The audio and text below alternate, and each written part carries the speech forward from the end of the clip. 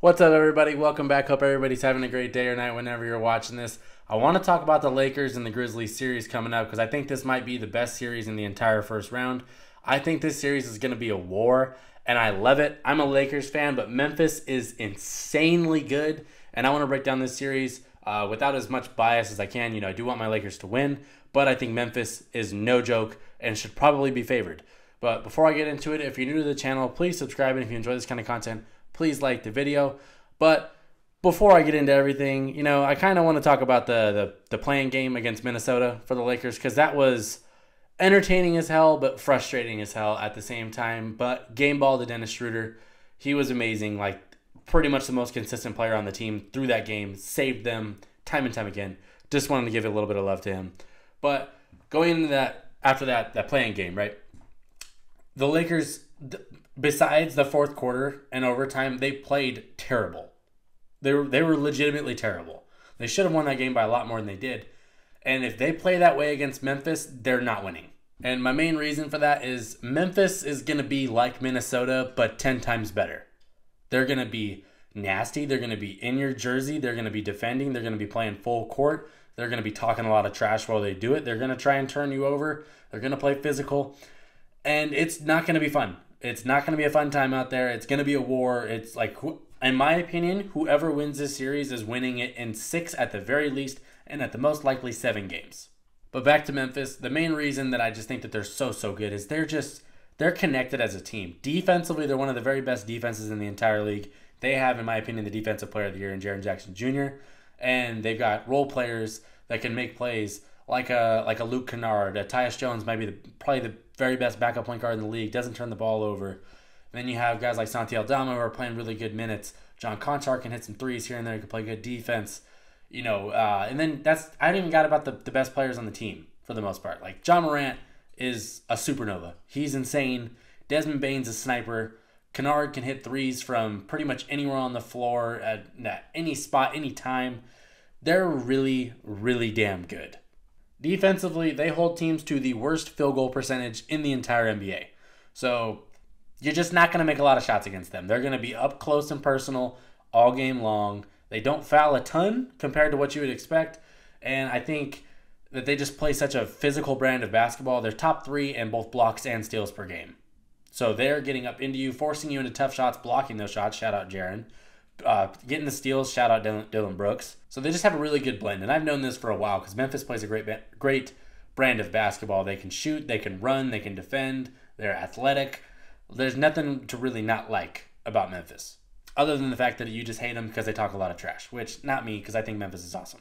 All that being said, Memphis is great, but I think so are the Lakers. That's why I think the series is going to be great. I wouldn't, if Memphis was going to roll them, I wouldn't say this.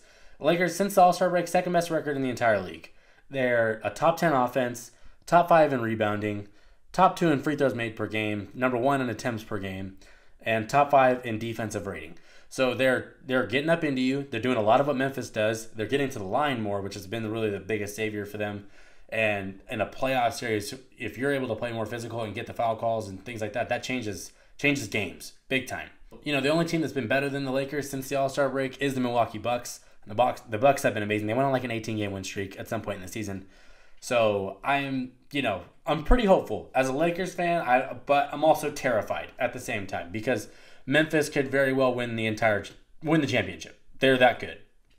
But I think the Lakers if I'm Memphis, I would have preferred probably pretty much anybody except the Lakers in the first round just because anything can happen.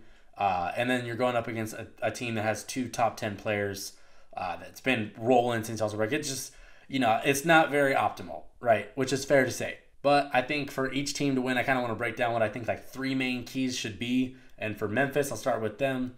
I think that they got to stay out of foul trouble because, like I said, the Lakers generate a ton of fouls, and particularly Jaren Jackson Jr. Because outside of Jaren, in terms of the bigs, I mean, Tillman can play, but you don't want Tillman to be the only big out there. Like Roddy can play big, but you don't want any of those guys having to deal with Anthony Davis. You just don't want that. If that happens, it's going to be a long series for Memphis. So Jaren is probably the most important piece to Memphis' success. So if he stays out of foul trouble, I like their chances more than if he gets in foul trouble. I don't really like the chances a lot. Dillon Brooks just don't sabotage your team. Like, defensively, you're amazing. You're elite. Just don't chuck up unwarranted threes. I'll say he's probably going to end up getting 3 or 4 techs in this series, but I think you just kind of come to accept that with him. But just don't sabotage. Don't take ill-advised shots. Play within your team. Play great defense, and I think that he gives him a better chance to win when he does that. And then Ja's got to be Ja.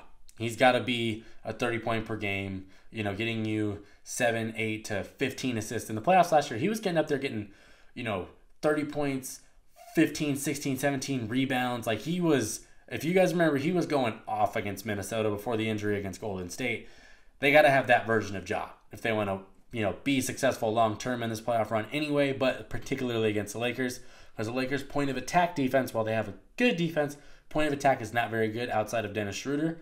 A lot of guys get beat off the bounce, but when you have Anthony Davis back there waiting, helps cover up a lot of mistakes.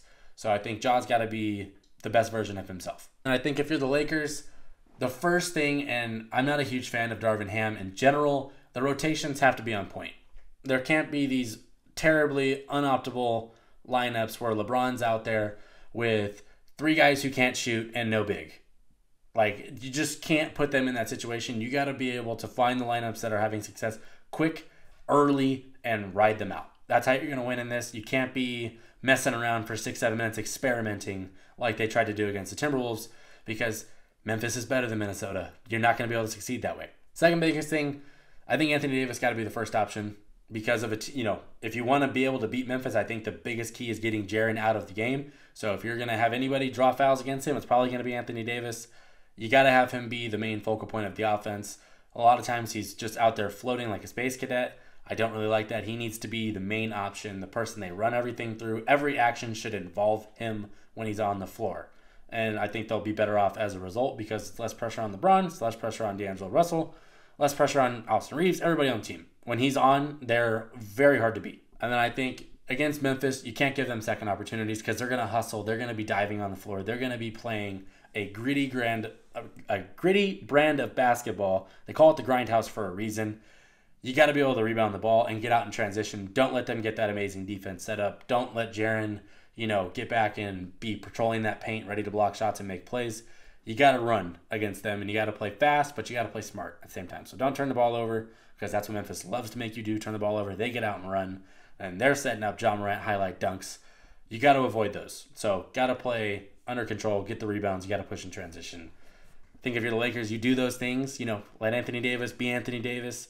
Your coach hopefully doesn't have, terrorist rotations, and then you play good as just sound basketball. They have a chance against Memphis. Like I said in the beginning of the video, even though I am a Laker fan and I do want my Lakers to win, Memphis should be favored. They are the 2 seed. They've earned every step. They've earned everything they've gotten to this point, and they're really damn good.